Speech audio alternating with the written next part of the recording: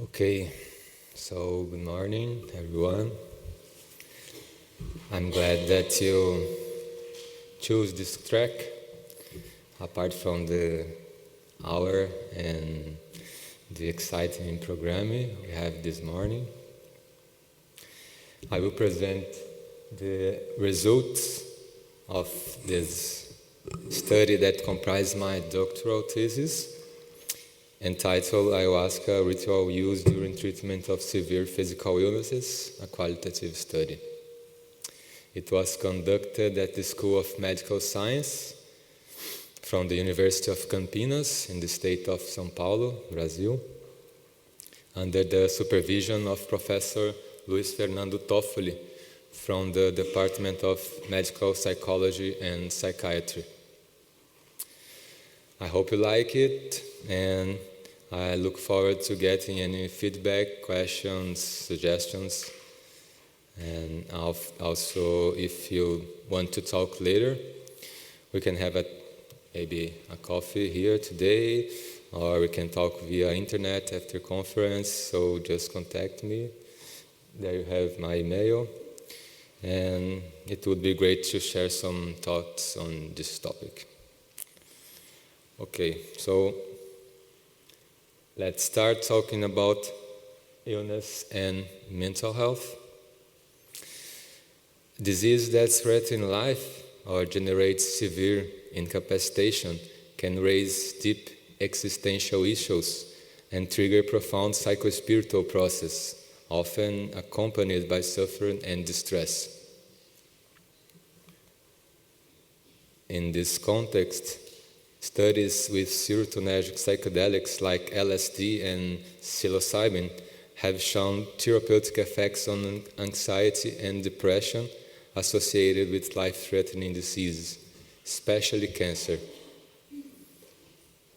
The first studies had gone in the late 50s and 60s, and now we are doing this kind of studies again in more sophisticated and rigorous methodology. And increasing evidence from animal and human studies indicates that ayahuasca can have anxiolytic and antidepressant properties.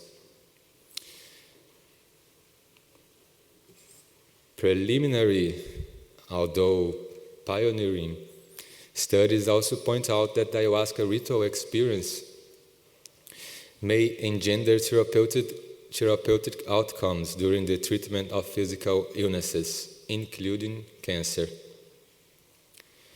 Indeed, currently an increasing number of people have sought out ayahuasca after the diagnosis of physical illnesses.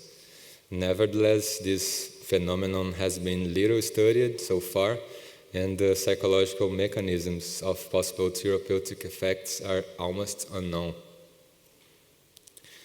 Thus, the purpose of this study was to use qualitative methods to investigate how the ritual use of ayahuasca influences the ways people with severe physical illnesses understand and relate to illness and treatment. For this purpose, we applied qualitative research methodology in a retrospective, exploratory, and descriptive approach. Participants were purposely chosen to construct an information-rich and heterogeneous sample. Participants were encouraged to engage in the study if they had participated in at least after diagnosis of an acute or chronic illness, usually life-threatening or that can cause severe incapacitation. Data was obtained by semi-structured interviews with open-ended questions. The content was then transcribed and submitted to thematic analysis in an inductive, semantic, and essentialist approach. In total, we have about 30 hours of interviews. And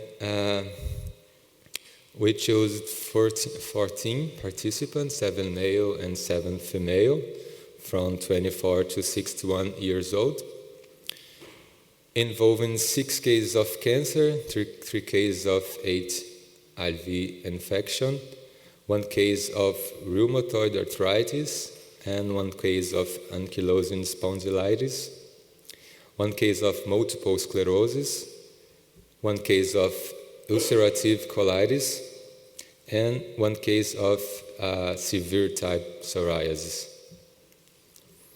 Most of the participants took ayahuasca several times after the diagnosis, but 2 of them took it only twice. Well, we identified by the thematic analysis 13 themes covering psychotherapeutic, spiritual, and physical reported effects. Participants reported that the ayahuasca ritual experience facilitated the examination of illness subjective etiology. That means that they usually included autobiographical recapitulation that led to identification of emotional, behavioral, and or spiritual aspects related to illness origin.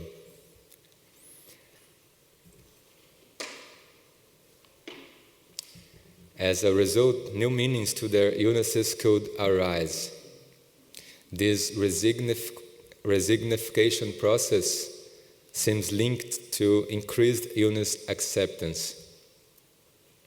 And illness acceptance, in turn, seems to favor changes in the relationship to the illness and the treatment, usually with better coping.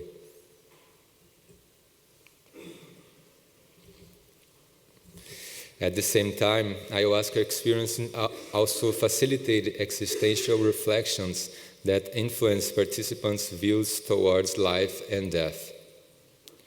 As a result, they reported less fear of death and greater appreciation of life, which was reflected in changes in interpersonal relationships, habits, and lifestyle. These reflections on meanings of life and death were permeated by reported effects on spirituality. Participants described that ayahuasca promoted a connection with their essence, spirit, soul, or the divine. And the strengthening of spirituality was associated with strength for coping with illness experience.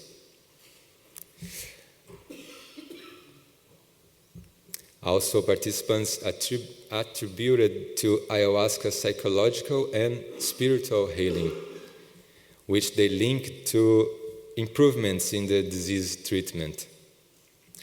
Autobiographical related catharsis triggered positive emotions that helped to reduce anxiety and depression symptoms, increasing psycho-emotional and spiritual well-being. Some participants also reported that this spiritual healing had a profound impact on their understanding of illness and life itself. And last but not least, there were reported physical effects, including better tolerability of chemotherapy treatment, immunological stability, and chronic pain reduction or change in the perception of pain.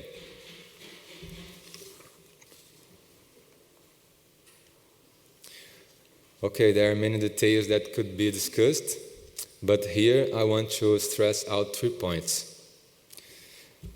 The first one is that many psychotherapeutic effects reported in our sample profile, that is, people with serious physical illnesses, are similar to those reported in studies exploring ayahuasca effects on other health conditions, especially psychiatric disorders, target of most of studies until now, as addiction and eating disorders, but also effects described by non-clinical groups.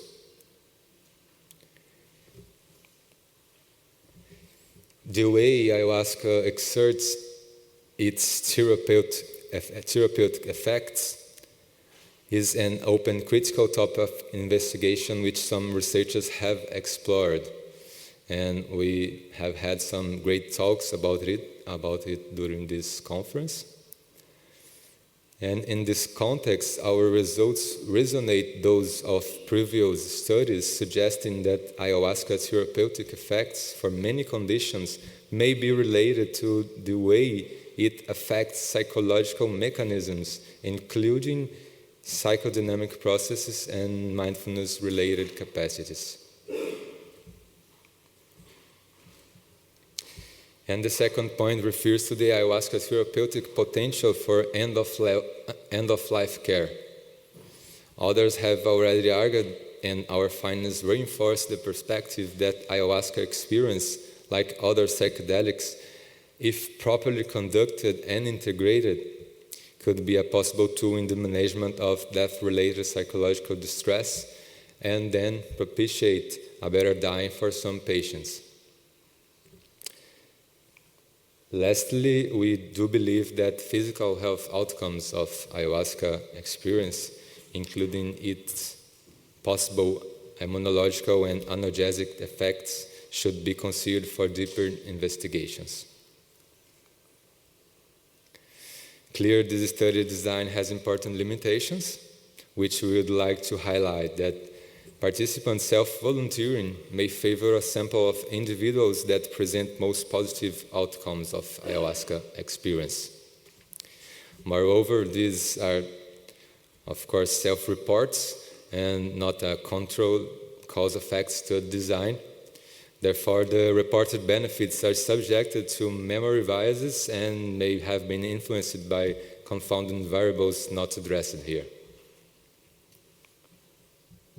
In conclusion, having this limitation in mind, this study indicates that ayahuasca ritual experience may facilitate illness acceptance through multiple psychological mechanisms. For example, introspection, self-reflection, autobiographical recapitulation, emotional catharsis, and especially resignification, illness, resignification, and life also.